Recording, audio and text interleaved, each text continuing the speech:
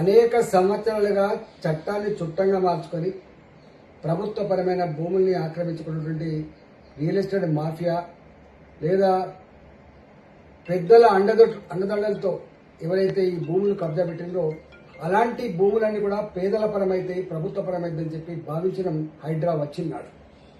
హైడ్రా చెరువులను కాపాడుతుందని, హైడ్రా నాలని కాపాడుతుందని, హైడ్రా పేదవాళ్ళకు అండగా ఉంటుందని చెప్పి భావించడం. కానీ అతి తక్కువ కాలంలోనే హైడ్రా చెరువులలో కట్టుకున్న పెద్దల జోలికి పోలేదు, హైడ్రా భూ మాఫియా జోలికి పోలేదు. హైడ్రా 30 ఏళ్ల క్రితం 40 ఏళ్ల క్రితం ఏ బస్తీలనైతే నిర్మాణం చేసుకున్నారో బస్తీలలో నివసించే ప్రజలకి నోటీసులు ఇవ్వడం, ఈ బస్తీలు ప్రభుత్వ స్థలంలో ఉన్నాయి, ఈ బస్తీలు చెరువు శిఖంలో ఉన్నాయని చెప్పి కూలగొట్టే ప్రయత్నం చేశాను. నేను మల్కాయి పార్లమెంట్ సభ్యుడిగా ఈ ఫీల్డ్ మీద తిరుగుతున్నప్పుడు అనేక ఉదంతాలు ఉన్నాయి. ఒక్కొక్కరు కాళ్ళ మీద పడి నా భర్త క్యాన్సర్ ఉన్నది, నాకు ఇది తప్ప ఇంకో మార్గం లేదని చెప్పి వేడుకున్నా. ఇవాళ బుచ్చమ్మనే రైతు కూకడపల్లిలో వాళ్ళ కాళ్ళ మీద పడి అయ్యా నాకు 3 బిడ్డలు నాకు పట్టా భూమి నాకు కూలగొట్టదని చెప్పి వేడుకున్నా. ఆమె సూసైడ్ చేసుకున్నా. జొన్నబండ లాంటి ఒడ్డెల కాలనీలలో 3 తరాలుగా ఉంటున్నాం మేము ఇక్కడ, ఇప్పుడు వచ్చి మేము మా ఇల్లు కూలగొడుతున్నామని చెప్పి వాళ్ళు కన్నీళ్లు కార్చినా కూడా కనికరించలే హైడ్రా. ముఖ్యమంత్రి గారు అండదండలతో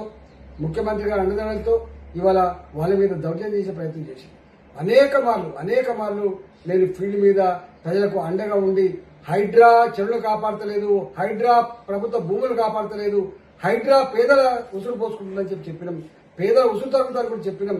ఇవాళ అనేక సార్లు కోర్టు కూడా మందలించింది, నువ్వు చట్టానికి అతీతంగా ప్రవర్తిస్తున్నావు, నీ ఇష్టమైన వ్యవహరించడానికి వీళ్ళు అని చెప్పి ఎన్నిసార్లు వేడుకున్నా కూడా చివరికి ముఖ్యమంత్రే ముందుకొచ్చి హైడ్రా అనే పదం ఇవాళ హిట్లర్ నుంచి తెచ్చుకున్న, అంటే హిట్లర్ వారసత్వంగా తెలంగాణ కొనసాగుతుందని చెప్పి ఆయనే స్వయంగా మాట్లాడిన తర్వాత ఇలా రంగనాథ్ గారికి, హైడ్రాకి, కమిషన్ కి ఎంత హక్కులు వస్తాయో దాన్ని బట్టి మనకు అర్థం కావాలి. అంటే రెవెన్యూ డిపార్ట్మెంట్ కంటే, పోలీస్ డిపార్ట్మెంట్ కంటే, మున్సిపల్ అడ్మినిస్ట్రేషన్ డిపార్ట్మెంట్ కంటే ఒక్క మాట చెప్పాలంటే ముఖ్యమంత్రి తర్వాత మళ్లీ ముఖ్యమంత్రి అంత అధికారం ఉన్నట్టుగా నాకు ఎవరికి చెప్పాల్సి అక్కర్లేదు, ఎవరి మాట వినాల్సి అక్కర్లేదు, కోర్టులు పట్టించుకోవాల్సి అక్కర్లేదు అనే పద్ధతిలో కూడా వారు వివరించిన తీరు అత్యంత జుగుప్సాకరంగా ఉంది. ఇవాళ కోర్టు కూడా అనేక సార్లు నిన్ను జైలు పెట్టాల్సి వస్తుంది, నువ్వు అతీతంగా వివరిస్తున్నావు అని చెప్పి మందలించినప్పటికీ కూడా ఎక్కడ కూడా మార్పు రాలేదు. ఇవాళ 63 సార్లు కోర్టు దిక్కలకు పాల్పడినట్టుగా ఇలా మాట్లాడి రంగనాథును వెంటనే తొలగించమని చెప్పి సిఎస్ కి ఇవాళ కోర్టు ఆదేశించిన స్థాయికి వచ్చిందంటే ఇలా రంగనాథ్ కాదు, ఇక్కడ ప్రభుత్వానికి ఒక చెంపపెట్టులాగా ఉందని చెప్పి భావిస్తా ఉన్నా. నేను స్వయంగా చూసిన ఇవాళ అనేక మంది పెద్దలకు నోటీసులు ఇచ్చి వాళ్లకు ప్రభుత్వ అండదండలు ఉంటే వాళ్ళకి ఏమనకుండా కాపాడిన ఉదంతాలు అనేక ఉన్నాయి. కాబట్టి ఇవాళ చట్టం మరోసారి ఉన్నవాళ్ళ చుట్టమైంది, ఇవాళ పేదవాళ్లకు మాత్రం ఇవాళ కన్నీళ్లు మిగిలినాయి. ఇవాళ ఇప్పటికైనా కోర్టు ఇంటర్వ్యూన్ అయ్యి పనిచేసినందుకు హర్షాన్ని వ్యక్తం చేస్తున్నా. ప్రభుత్వ అధికారులను సూచన చేస్తున్నా, ప్రభుత్వ అధికారులుగా ఐఏఎస్ ఆఫీసర్లుగా, ఐపీఎస్ ఆఫీసర్లుగా మీరు సర్వీస్ 30 సంవత్సరాలు 35 సంవత్సరాలు ఉంటాయి. రాజకీయ పార్టీలుగా ప్రభుత్వాలు 5 ఏళ్ళకి ఒకసారి మారుతూ ఉంటాయి. కానీ మీరు ఇష్టానికి లోబడి కాకుండా చట్టాల లోబడి పనిచేసే ప్రయత్నం చేయాలి తప్ప బాసుల ఆదేశాలని తూచ తప్పకుండా పాటించి కటకటాలు పాలైనటువంటి అనేక ఉదంతాలు ఉన్నాయి. కాబట్టి ఇప్పటికైనా బాసులు ఆదేశించగానే 100ల సంఖ్యలో బుల్డోజర్లు పోవడం, 100ల సంఖ్యలో ఈ సిమెంట్ కాంక్రీట్ వెహికల్ పోవడం, 100ల సంఖ్యలో పోలీసులు పెట్టి ప్రజల మీద దౌర్జన్యం చేసే ప్రయత్నం చేయాలని చెప్పి నేను డిమాండ్ చేస్తా ఉన్నా. ఇవాళ ఇప్పటికైనా ఈ చర్య జరిగినందుకు గర్విస్తా ఉన్నా.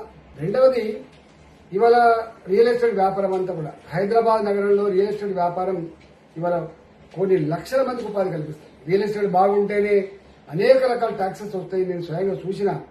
కానీ ఈ హైడ్రా వచ్చిన తర్వాత లేక్ వ్యూ అనే పదం పోయింది, ఈ రివర్ వ్యూ అనే పదం పోయింది. ఇవాళ ఒక అపార్ట్మెంట్ లో ఇల్లు కొనుక్కోవాలన్నా, ఒక గేటెడ్ కమ్యూనిటీ లో ఇల్లు కొనుక్కోవాలన్నా హైడ్రా పర్మిషన్ తెచ్చినవా అని చెప్పి అడిగేటువంటి స్థాయికి వచ్చింది. ఇలా మొత్తం రియల్ ఎస్టేట్ రంగం అంతా కుదేలైపోయింది. హైదరాబాద్ లో లక్షల మందికి ఉపాధి లేకుండా పోయింది. ఇలా రియల్ ఎస్టేట్ వ్యాపారుల గుండెల్లో రైళ్లు పరిగెత్తా ఉన్నాయి. నేను ఒకటే అంటున్నా, వ్యాపారం చేసుకున్న వాడిని సపోర్ట్ చేయమంటలేదు. కానీ ఇవాళ హైడ్రా పర్మిషన్ అనేటువంటి పదం వచ్చిన తర్వాత ఎవడు అపార్ట్మెంట్ అమ్ముకోగలుగుతాడు, ఎవడు ఇలా ఇల్లు అమ్ముకోగలుగుతాడు, ఎవడు లేక్ వ్యూ అని పెట్టుకోగలుగుతాడు, ఎవడు ఇలా రివర్ వ్యూ అని పెట్టుకోగలుగుతాడు. ఇంత భయానకమైన వాతావరణం ఏర్పడింది. కాబట్టి దీంట్లో మిడిల్ క్లాస్ కూడా 30 ఏళ్ల క్రితం మేము కోరుకున్న భూమి, 30 ఏళ్ల క్రితం కట్టుకున్న ఇల్లు ఇప్పటికి కూడా మాకు నోటీసులు వస్తున్నాయని చెప్పి భయపడే పరిస్థితి వచ్చింది. ఇవాళ ప్రభుత్వం ఇప్పటికైనా గుణపాఠం తెచ్చుకొని ఇది రంగనాథ్కి ఇచ్చినటువంటి ఆర్డర్ కాదు, ఇది తెలంగాణ ప్రభుత్వానికి రేవంత్ రెడ్డి సర్కార్కి ఒక చెంపపెట్టులాగా ఉండేటువంటి ఆస్కారం ఉంది. కాబట్టి ఇప్పటికైనా రేవంత్ రెడ్డి గారు ఇలా బేజాలకు పోకుండా కింద ఏం జరుగుతుందో చూడు. ఇవాళ మొత్తం ఈ ప్రభుత్వం ఏర్పడిన తర్వాత 2.5 సంవత్సరాల కాలంలో అతి ఎక్కువ ప్రజలతో చీకొట్టించుకునేటువంటి ఇవాళ సంస్థ ఏంటంటే హైడ్రా. దానివల్ల ఈ ప్రభుత్వానికి అయితే చెడ్డ పేరు వచ్చిందో మీకు ఇవాళ తెలియకపోవచ్చు, రాబోయే కాలం తప్పకుండా తెలుస్తుంది. దీనికి మూల్యం రేవంత్ రెడ్డి సర్కారే చెల్లిస్తా అని చెప్పి సందర్భంగా తెలుసుకోవాలి. పదానికి ఎవరికి అర్థం తెలియదు. స్వయంగా ముఖ్యమంత్రి గారే అహంకారం ఎక్కువైపోయిన తర్వాత హైడ్రా అనే పేరు హిట్లర్ రాజ్యంలో ఒక కోర్ కమిటీకి ఉన్నటువంటి పేరు. ఆ కోర్ కమిటీ ఎవరినైనా జైల్లో పెట్టచ్చు, ఎవరినైనా చంపచ్చు, ఎవరి మీదైనా దౌర్జన్యం చేయొచ్చు.